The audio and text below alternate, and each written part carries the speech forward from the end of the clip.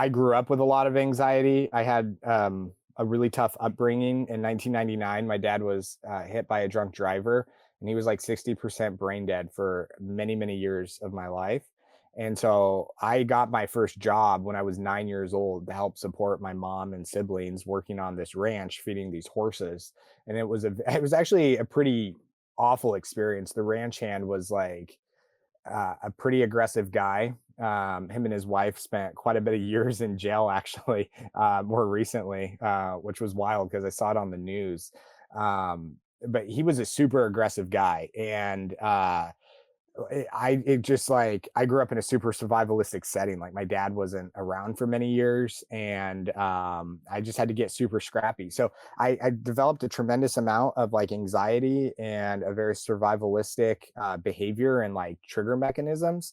And I had to face all of that as an adult. Like if you don't deal with your crap when you're younger, like it's gonna just age with you and just express itself differently. It's funny because like impatience as a lot of times is just an expression of anger that's not properly expressed. So you see a lot of A-type people, A-type personalities, and they're kind of just impatient. They're impatient with the process. They're impatient with themselves. They're impatient with the person at the cash register, impatient with their family, their kids, right?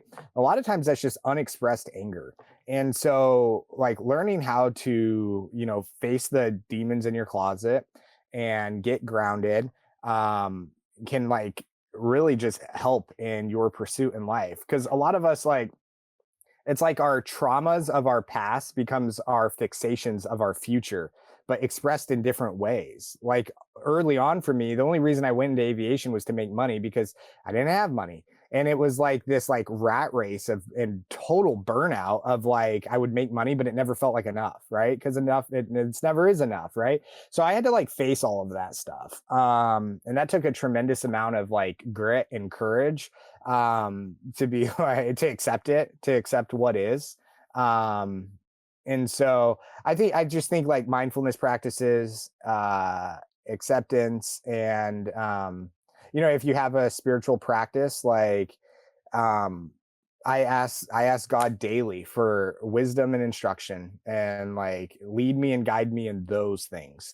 Um like I don't want like I don't want materialism, I don't want vanity. I don't like that stuff is all like it's too intoxicating to the soul. I would much rather have peace um and respect. My wife gives me the hardest time because since we've been married, like I never like when people say they're proud of me. Like don't be proud of me, just respect me. And if I'm not doing something that's like respectable, like that's on me, right? Like always seek respect over pride. So I don't know. I think like things like that have helped me stay grounded through a lot of hardship and challenges through the years. What an incredible answer. And there's so much there that I want to pull the thread at. But did you, was there a rock bottom for you, either spiritually or personally, that kind of was the catalyzing moment? Or was it just you? And I would say this is rare, if I'm being honest, having the self awareness over time to start to recognize of like, whoa, some of these patterns, both the money chasing, and a quote that bubbles up from a lot of what you said is, and I'm going to paraphrase it. I don't know the exact words, but Carl Jung, who's one of my favorite humans that's ever lived, said, when you do not make the subconscious conscious, it will bubble up into your conscious reality and you'll call it fate. And it's exactly what you're saying, is that like if you do not address these things that you have repressed, they will bubble up. You'll call them something else. And then eventually you'll just say it was your fate, that like, oh, that had to happen to me. And it was like, well, actually, there were some stories in there that you never unwound from childhood, from certain things that, yeah, they may not even have been your fault. And like you said, repressed anger, a lot of times it's not going to just come out as anger. It'll come out of these subtle little ways that people don't even recognize.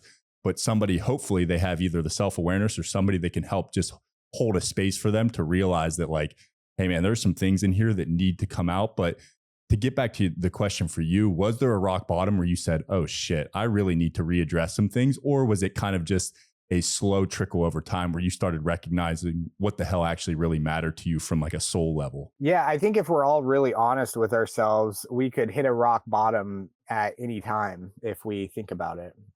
There's a lot of areas in our lives that need improvement, and we ignore for a variety of different reasons, different stories that we tell ourselves, whether it's relationally, financially, emotionally, spiritually, whatever it may be. And I think that my rock bottoms are, I probably have a rock bottom in a certain category of life every year. But I also believe that, like, as a man, I have the duty and the responsibility to show courage and grit and resilience, and that I can be in a rock bottom and still be a pillar for my family or for whatever it may be. So, um, I think there were a lot of times I remember, like, it sounds silly, but like I remember hitting like a rock bottom at 13 when I realized I needed to get out of my, I had to leave home, and it took me 3 years to figure out how to do that. When I was, but I was like at 13, I'm like, I'm not going to survive this, and I left home when I was really young, and I totally changed my life. Unfortunately, a lot of my siblings really, really struggled, and it took them many, many years to kind of get on their feet, even. And so I think that there were just different times in my life where I hit a rock bottom, and I just have to face it. I remember this time last year in 2024 where somebody asked me about the Iceboro logo. And if you look at the icon, right, there's like these peaks, and then there's like this valley at the bottom, and then there's like water or energy flow in between. And so I was like explaining that to them and explaining how, like, at any given point, you can be at a peak in some area of your life and a low in another area of your life. And I was like, it's really the valleys that you learn the most. And I was like, I end up liking them the most too. Like, I always get super disenchanted by arriving at a peak. It's always like, all right, I'm here now. What's next?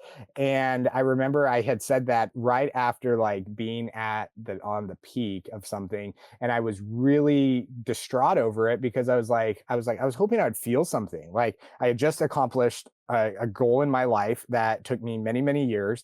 And I was like, I like, I don't feel anything. And the next day, I got slapped so hard on the face, and in that same area, I went back into a valley. And then, like, getting through it, I was looking back. I'm like, I kind of like the struggle. I kind of like the pain, the discomfort, the growth that comes out of that.